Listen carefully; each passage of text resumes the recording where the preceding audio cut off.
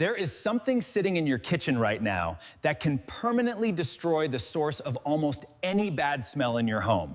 Not mask it, not cover it with a cloud of synthetic lavender, not delay it for 48 hours until the odor comes crawling back from the drain. The garbage can, the couch cushion, or the corner of the bathroom floor you thought you already cleaned, permanently eliminate it at the molecular level. For less than $3, and the cleaning industry, a global market worth over $60 billion a year, has spent decades making sure you never thought too hard about that. This is not a conspiracy theory. It is something far more uncomfortable than that. It is simple economics. And once you understand it, you will never look at that row of air fresheners at the grocery store the same way again. Let's start where you already are, because you know this feeling.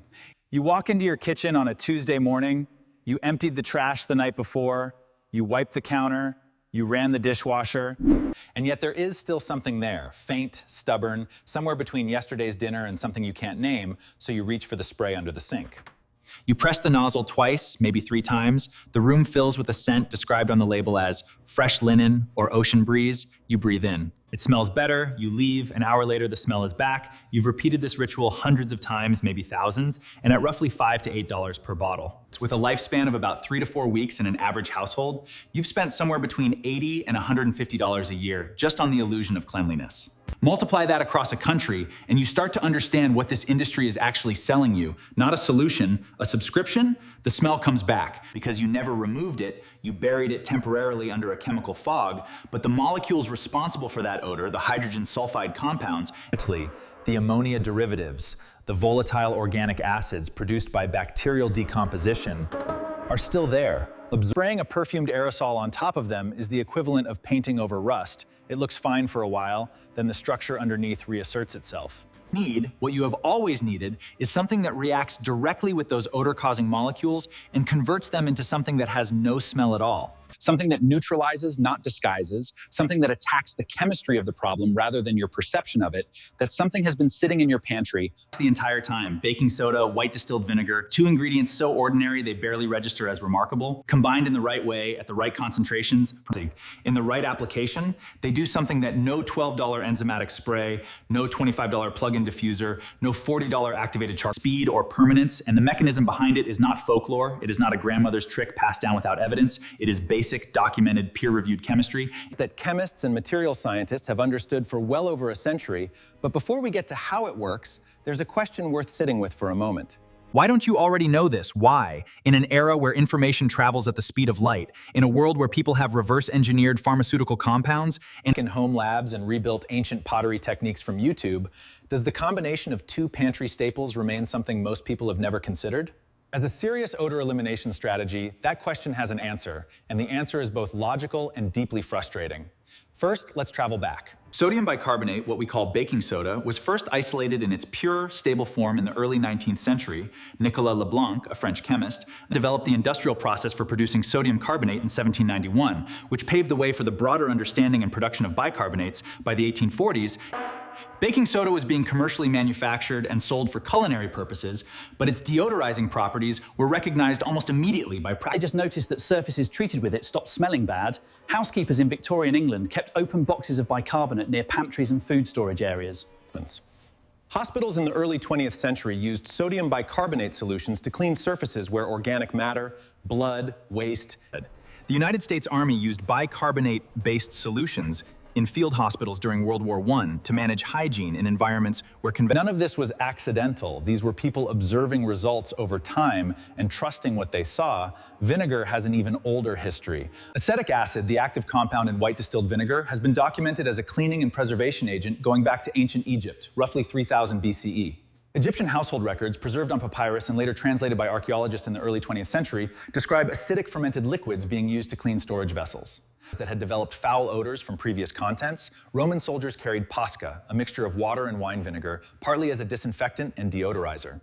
For their equipment and clothing, medieval European households used vinegar to clean and deodorize wooden furniture. Acid cleans, acid neutralizes, acid destroys the chemical structures that cause persistent smells. The science behind this is not complicated to understand, even if the underlying chemistry involves several steps. Here is what is actually happening when you combine these 2 substances and apply them to an odor source. The majority of household odors, The ones that linger, that return, that resist ordinary cleaning, are caused by a class of molecules that are either acidic or alkaline in nature, hydrogen sulfide. The compound responsible for the smell of rotten eggs and sewage is a weak acid, ammonia, which causes the sharp, eye-watering smell of urine, animal waste. and certain biological decomposition products is a strong base. Volatile fatty acids, which produce the rancid, sour smell of oil. Trimethylamine, the compound responsible for the smell of rotting fish, is a base. This is the crucial insight that most people have never been shown. These odor molecules are not neutral. They have an active chemical identity, either acidic or basic. Sodium bicarbonate is a mild base with a pH of approximately 8.3. When it comes into contact with acidic odor compounds like hydrogen sulfide or volatile fatty acids, it reacts with them directly, accepting their hydrogen ions in a process called neutralization. The result is a salt. The odor molecule does not simply get covered, it gets converted. It ceases to exist in the form that made it smell. The salt it becomes has no detectable odor at normal environmental concentrations. This reaction is real, measurable, and white distilled vinegar, with its 5% acetic acid content and a pH of approximately 2.4 to 3.4, works the complementary process on alkaline odor sources. When acetic acid meets ammonia molecules or trimethylamine, it donates hydrogen ions, the reverse of what bicarbonate does, and converts these alkaline odor compounds into ammonium acetate or related salts that are similarly inodorous and unstable in normal ambient conditions. No waiting period, no scrubbing required in many applications. When you use both in sequence, bicarbonate first to attack acidic compounds, then vinegar to neutralize alkaline ones. You are covering the entire pH spectrum of common household odor chemistry. You are not selecting which smells to address, you are addressing the full range. Of molecular structures that cause them, researchers at the University of Arizona conducted a series of studies in the early 2000s examining low-cost house efficacy and their efficacy against biological contaminants and odor-causing compounds. Their findings, published in peer-reviewed public health, demonstrated measurable neutralization of hydrogen sulfide and ammonia compounds on porous surfaces, a category that includes fabric, grout, wood, and drywall. Where odors tend to become most entrenched, commercial products marketed as odor eliminators in the same study period showed comparable surface results in some cases, but critically, required concentrations of proprietary enzymatic compounds that cost, per effective dose, between 6 to 8 times more expensive for comparable or inferior results on the surfaces where it counts. Now here is where the story shifts from interesting to important. The cleaning products industry is not simply a business that sells you things you need. It is a business built on a very specific and carefully maintained model. The problem must never fully go away. If the smell goes away for good, you stop buying the product. If you stop buying the product, revenue disappears. This is not a criticism of individual companies or their employees. It is a structural reality of consumer goods economics. Repeat purchase is the engine of the model. Effective one-time solutions are, in the language of market strategy, a threat to the category. This is why the dominant products in the air freshener and odor management category. Think of any brand you've ever seen advertised on television, are almost universally designed to deliver temporary sensory relief rather than permanent chemical resolution. Enzymatic sprays, which are genuinely sophisticated products, work by introducing bacterial cultures that consume organic matter over time. But they require specific temperature conditions to remain active, lose efficacy quickly on dried or set odor sources, and need to be reapplied regularly to maintain any effect. They are, in essence, a maintenance product, not a solution. A maintenance product that retails for plug-in air fresheners, wax melts, sprays, gels, charcoal bags. The entire category generates approximately $11 billion in annual revenue in the United States alone. According to market analysis data from 2022, the global figure exceeds $60 billion. Not $1 of that revenue comes from products that eliminate the chemical source of odor. At the molecular level, every dollar of it comes from temporary suppression, masking, fragrance coverage, and the absolute certainty that you will be back for more. Now, fairness demands something here, because honesty is what gives this conversation its weight. The bicarbonate and vinegar approach is not magic. It is not a complete replacement. For every cleaning product in every situation, there are odor sources so deeply embedded. Years of cigarette smoke and ceiling insulation, mold spores inside wall cavities, saturated subflooring beneath tile, where surface application of any solution, including this one, will not be fully sufficient. There are situations where, particularly in fresh pet urine events on carpet fibers, where the protein binding activity of enzymes offers a specific advantage that bicarbonate alone cannot replicate as efficiently. And there are people with sensitivities to acidic vapors from vinegar who should take care in enclosed spaces. These are real limitations. It is the difference between honest knowledge and sales pitch, but for the vast majority of everyday household odors, the drain that smells at the end of the day. The trash can that retains a ghost of itself after being emptied. The couch cushion that absorbed a week's worth of cooking smells. The bathroom tile grout that holds something you've been spraying over for months. This combination is not just adequate, it is better, it is faster, it is safer.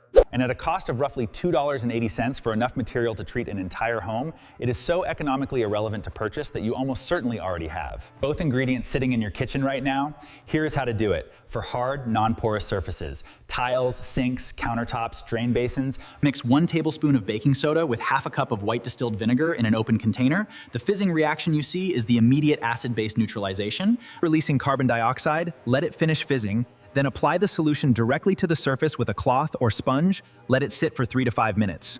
The residual acetic acid and bicarbonate ions will continue reacting with odor compounds on the surface during this contact time. Wipe clean with warm water. For fabric surfaces, couch cushions, mattresses, carpets, pet bedding, sprinkle baking soda generously and Let it sit undisturbed for a minimum of 30 minutes, though 2 to 4 hours produces a noticeably better result. The bicarbonate will draw acidic volatile compounds out of the fiber matrix through a process of chemical adsorption and simultaneous neutralization. Then, using a spray bottle filled with a 1:3 ratio of white vinegar to water, mist the surface, do not soak it, and allow it to air dry completely. The vinegar mist addresses any alkaline compounds the bicarbonate did not reach.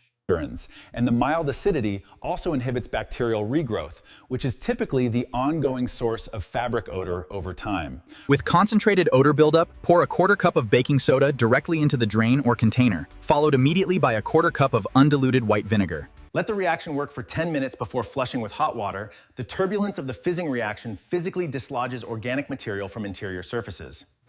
While the chemistry neutralizes the compounds responsible for the smell, for garbage cans, after flushing, leave the empty container outside. UV exposure degrades residual organic residue that neither the bicarbonate nor the vinegar fully converted. For refrigerators, a small open container of dry baking soda, Placed on the middle shelf, the classic technique most people have heard of but few use consistently, needs to be replaced every 30 days to remain fully active.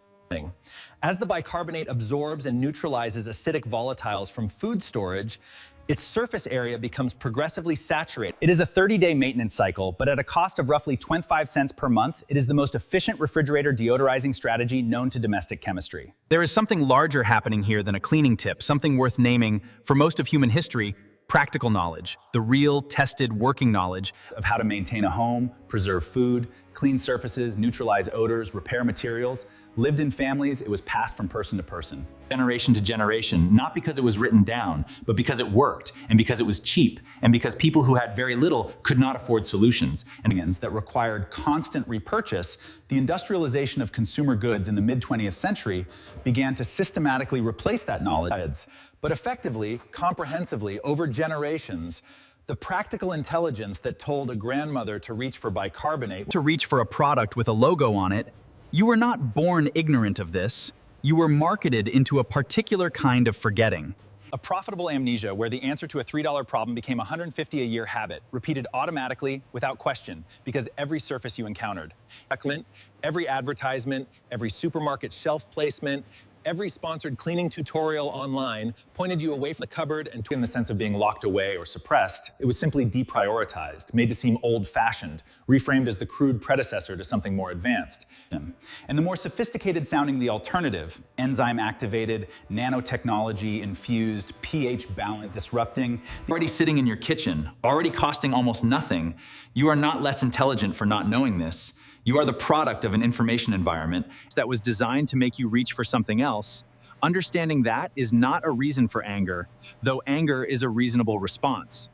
It is a reason for clarity, for recalibration, for the particular kind of confidence that comes when you realize that the tools you already have Are more powerful than the tools you were told to buy.